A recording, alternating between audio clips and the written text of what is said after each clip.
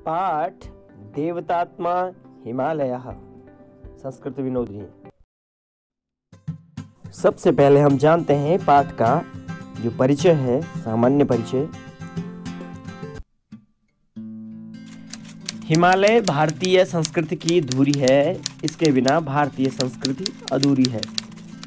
इसका मतलब ये हुआ कि हिमालय जो है वो भारतीय इतिहास में एक महत्वपूर्ण स्थान रखता है और हिमालय से जुड़ी जो है हमारी वेदों की रचना हिमालय में हुई। हमारे ऋषि मुनियों की वो तपस्थली भी मानी जाती है और हमारे यहाँ तक कि हमारे भारत के जो बहुत सारे राज्य हैं, लगभग 10-11 जो राज्य हैं वो हिमालयी क्षेत्र में आते हैं और यहाँ तक कि भारत के जो पवित्र धाम हैं वो हिमालयी क्षेत्र के अंतर्गत है। जैसे उत्तराखंड में 4 धाम हैं या वैष्णो देवी है या हेमकुंड साहिब है, ऐसे बहुत सारे जो धाम हैं वे हिमालयी क्षेत्र में ही पड़ते हैं। इसलिए हिमालय भारतीय संस्कृति में बहुत महत्वपूर्ण स्थान रखता है।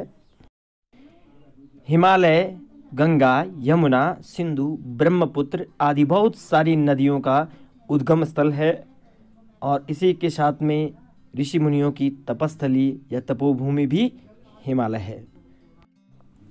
यानी हम जानते हैं कि भारत की जो महान नदियां हैं, बड़ी बड़ी नदियां हैं जो कि संपूर्ण भारतवर्ष में जल का एक महान स्रोत मानी जाती हैं, वे नदियां महान हिमालय या जो हिमालय जहां केवल बर्फबारी होती है ऐसे हिमालय से ही निकलती हैं और संपूर्ण भारत को जो है वो जल प्रदान करती हैं।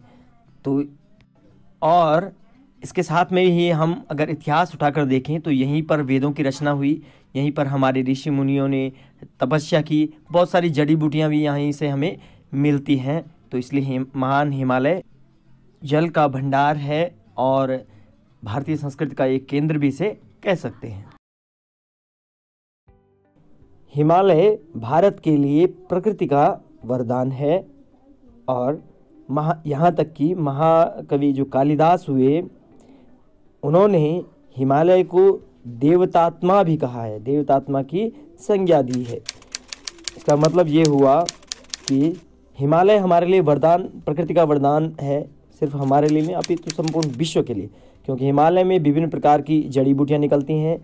विभिन्न प्रकार का जो जंगली भाग है, जैसे महान हिमालय या लघु हिमालय या शिवालिक क्षेत्र, ऐसे जो विभिन्न प्रकार का हिमालय है उसमें कई तरह के वृक्ष पाए जाते हैं और विभिन्न प्रकार के जो है जंगली जानवर जो हैं जो प्राकृतिक संपदा के रूप में जाने जाते हैं ऐसे पाए जाते हैं और विभिन्न प्रकार के फूल उसमें पाए जाते हैं। तो ये समझ सकते हैं कि ये हमारे लिए वरदान की तरह है, प्रकृति का एक वरदान है।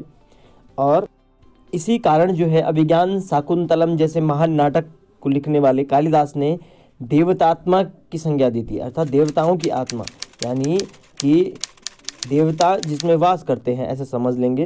तो ऐसे ये महान हिमालय है जो कि भारत की आत्मा भी है। और इस पाठ में हम पढ़ने वाले हैं कि पवित्र और लोकोपकारी जो हिमालय है उसका वर्णन यहाँ पर 2 नदियाँ अपने बातचीत से करती हैं, वार्तालाप से करती हैं।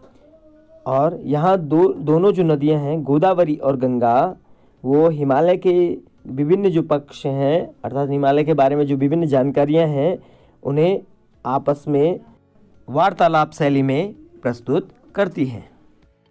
इसके साथ ही पाठ काफ़ी रोचक होने वाला है।